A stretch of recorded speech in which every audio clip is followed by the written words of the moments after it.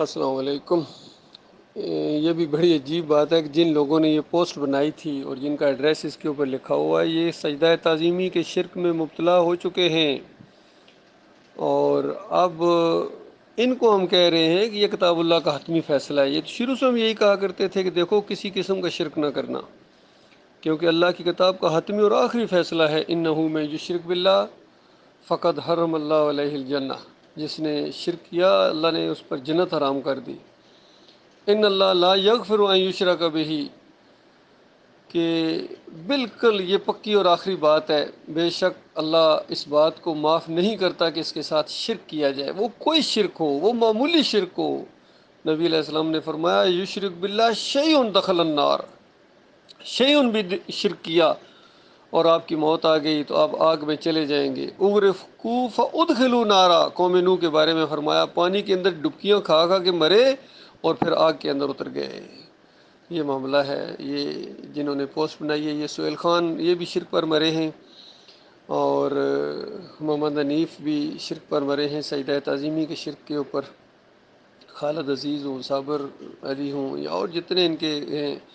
انہوں نے ایمان کو چھوڑ کر شرک کو ترجیح دی ہے۔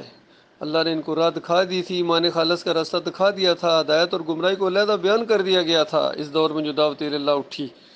اللہ کی دعوت اٹھی، ایمان خالص کی دعوت اٹھی، بر صغیر کے اندر ڈاکٹر مسعود الدین عثمانی رحمۃ اللہ علیہ کے ذریعے، اور یہ لوگ ساتھی بنے تھے، کافی عرصہ ساتھ بھی رہے، لیکن آہستہ آہستہ اندروں اندر یہ لگے رہے، اور انہوں نے مومنوں کی جماعت کے اندر شرک ڈال کے وہ ظلم کیا ہے، چونکہ بہت بڑا مجرم ہوتا ہے انسان جو مومنوں کی جماعت کے اندر شرک ڈالے۔ جس طرح نبی علیہ السلام نے فرمایا، عمر بن لئی الخزائی یہ وہ پہلا شخص تھا جس نے ابراہیم علیہ السلام کی ملت کے اندر شرک داخل کیا، اور فرمایا میں نے دیکھا ہے جہنم کے اندر گدھوں کی طرح اپنی آنتوں کے اوپر چکر لگا رہا ہے۔ اور اسی سنت کو تازہ کیا ڈاکٹر عثمانی رحمۃ اللہ علیہ نے، کہ چونکہ نبی علیہ السلام نے نام لیا ہے تو لہٰذا اس امت کے اندر جو شرک لایا گیا ہے، امت محمدیہ صلی اللہ علیہ وآلہ وسلم کے اندر قبر پرستی کا شرک، عہدے روح فی القبر کا شرک، اور حیات النبی فی القبر کا شرک جو ہے، یہ احمد ابن حنبل لایا ہے اس امت کے اندر۔ اس نے اس منکر روایتوں سے، جھوٹی روایتوں سے، شیعوں کے پروپیگنڈوں سے متاثر ہو گیا، اور اس نے یہ عقیدہ اپنا لیا کہ ملک الموت کے روح نکال لے اور پھر انہی قبروں کے اندر واپس لانے کے اوپر ایمان لانا ضروری ہے۔ آج سب کا یہی عقیدہ ہے، سارے یہی عقیدہ رکھتے ہیں، ایک دوسرے دن اس قبر کے اندر روح واپس آ جاتی ہے، مردہ سنتا ہے، دیکھتا ہے، پہچانتا ہے۔ اس عقیدے کو آگے بڑھایا ابن تیمیہ نے، ابن قیم نے، ابن حجر عسقلانی نے، سارے اس کے کوئی مسلک ہو، بریلوی، دیوبندی، اہل حدیث، سلفی، عملی، کوئی اس سے ہٹا نہیں ہے، سارے کے سارے اسی قبر کے اندر روح کی واپسی کے قائل ہیں۔ تو سیف الرحمان راشدی ہو، یا علی انجینئر ہو، یا ڈاکٹر اسرار ہو، یا ابو العلا مودودی صاحب ہوں، اعلیٰ حضرت ہوں یا ابو العلا ہوں، سارے اس عقیدے کے اندر، شرک عقیدے کے اوپر مرے ہیں۔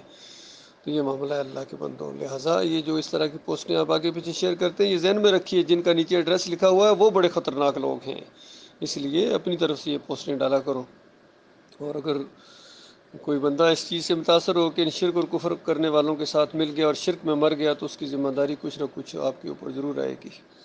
یہ چیز سوچ لیجیے۔